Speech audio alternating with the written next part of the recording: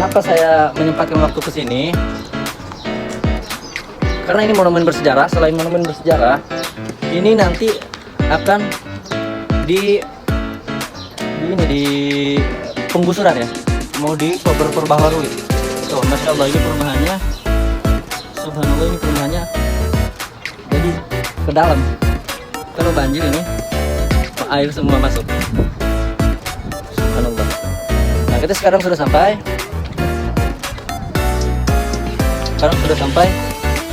Ini dia yang saya sebut dengan Masjid Bani Haram.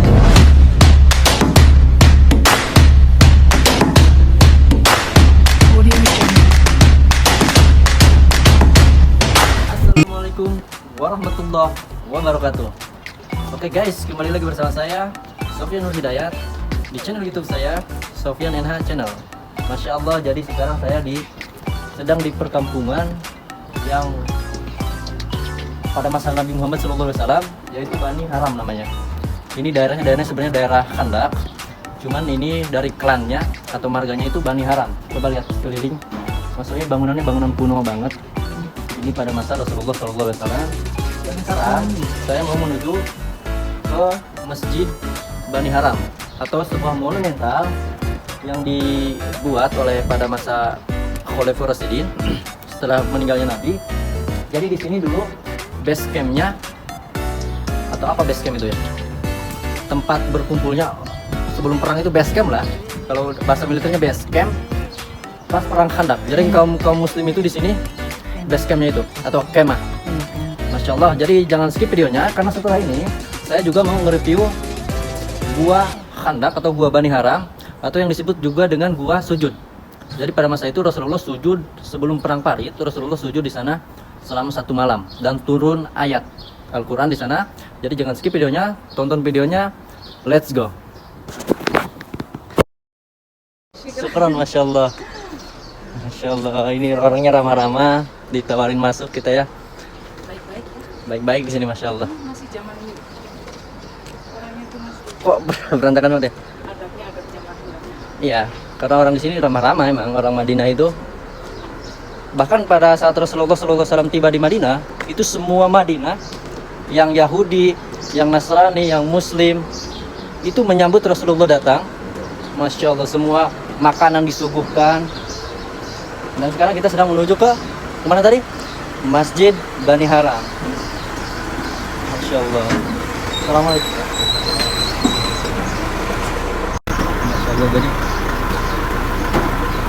ini rumahnya kayak gitu ya. Rumahnya ke bawah. Gimana kalau banjir ya? Masya Allah. Ini kalau banjir pasti masuk semua.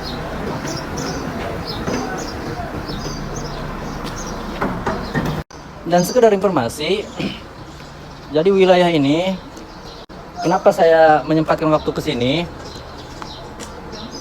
Karena ini monumen bersejarah. Selain monumen bersejarah, ini nanti akan di penggusuran ya, mau diperbaharui. Tuh, masya Allah, ini perumahannya. Subhanallah, ini perumahannya. Jadi ke dalam. Kalau banjir ini air semua masuk. Subhanallah. Nah, kita sekarang sudah sampai.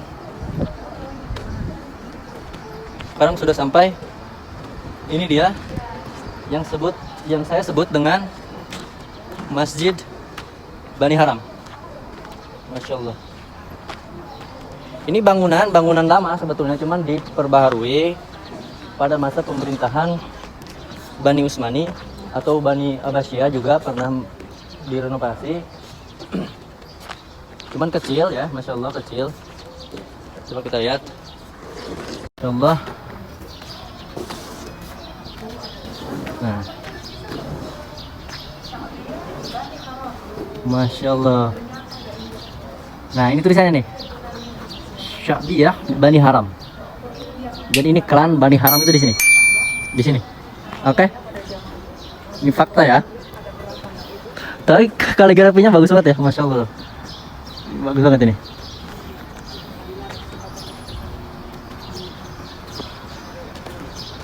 Kita cari spot yang bagus ya, masya Allah.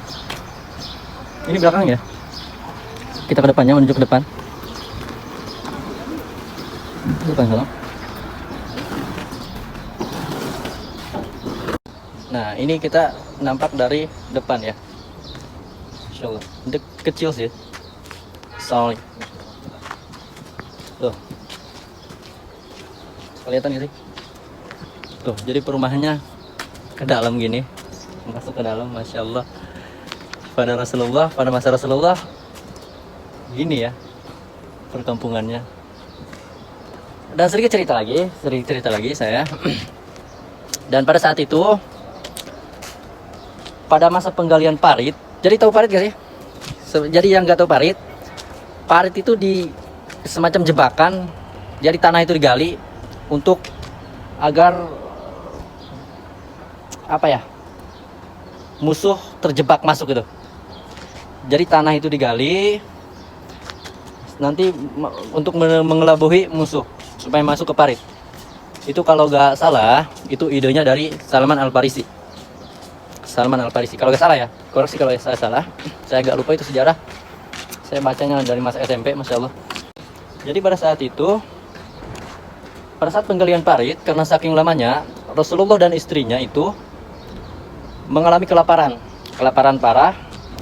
Dan salah satu sahabat, karena melihat Rasulullah SAW kelaparan,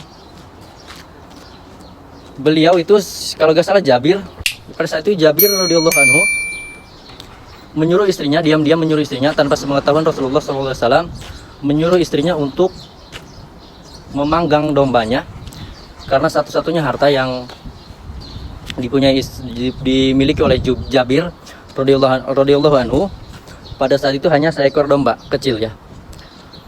Dan setelah itu kemudian istrinya memasak dombanya, memanggang dombanya dan menggiling roti.